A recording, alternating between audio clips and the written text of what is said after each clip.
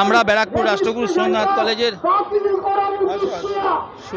কলেজের পক্ষ থেকে যে মিছিলের ডাক দিয়েছিলাম, প্রতিবাদ মিছিল, তাতে সবাই অংশগ্রহণ করেছে। আমরা মনে করি এটা একটা সামাজিক ব্যাধি। এই ব্যাধির বিরুদ্ধে লড়াই জারি থাকবে।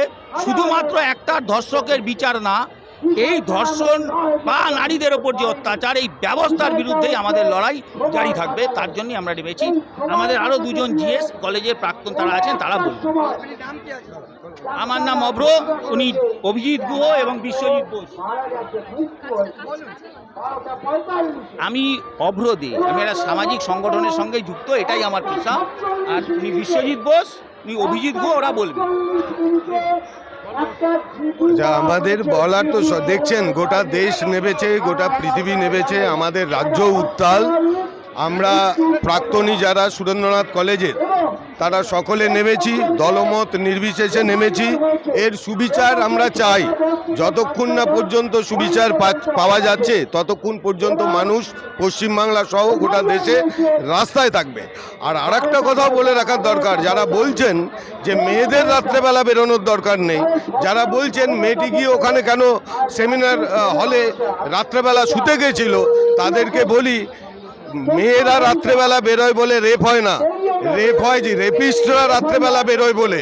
আমরা যদি রেপিস্টদেরকে জেলে রাখতে পারি, তাহলে এই মহিলারা দু হাত তুলে প্রতিদিন প্রতিটা রাতে ঘুরে বেড়াতে পারবে নিরাপদে।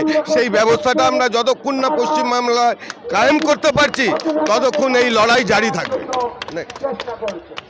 আমাদের বক্তব্য একটাই, এই সমাজে মহিলাদের নিরাপত্তা দেওয়ার জন্য পুরো সমাজকে নেমে আসতে হবে।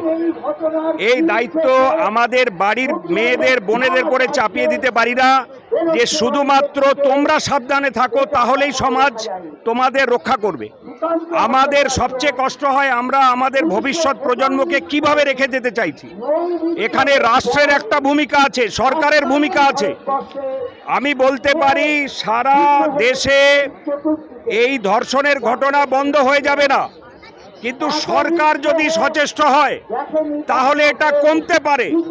আমাদের দুঃখজনক ব্যাপার লাগছে যে আমাদের রাজ্যের এই সরকার, তারা ঘটনার পুঙ্খানুপুঙ্খ তদন্তের বদলে তারা চেষ্টা করছেন প্রতি মুহূর্তে রেপিস্টকে বাঁচাতে, এবং তার সঙ্গে যুক্ত যারা কনস্পিরেটর, যারা চক্রান্তকারী, যারা দুর্নীতির সঙ্গে যুক্ত, তাদের বাঁচাতে। এটাই সবচেয়ে দুঃখজনক। আমরা মনে করি এই আন্দোলন আমরা জারি রাখবই। মহিলারা নেমেছে, আমরা বিশ্বাস করি এটা একদিনের আন্দোলন নয়, দুদিনের আন্দোলন নয়, আমাদের ভবিষ্যৎ প্রজন্মকে রক্ষা করবার আন্দোলন। আগে আমরা ছাত্র আন্দোলন করেছি, আজকে আমাদের সন্তানের জন্য, ভবিষ্যতের জন্য আন্দোলন করব। সকলে মিলে আমরা একটা সুস্থ সমাজ গড়ে তুলব, এটাই আমাদের আশা।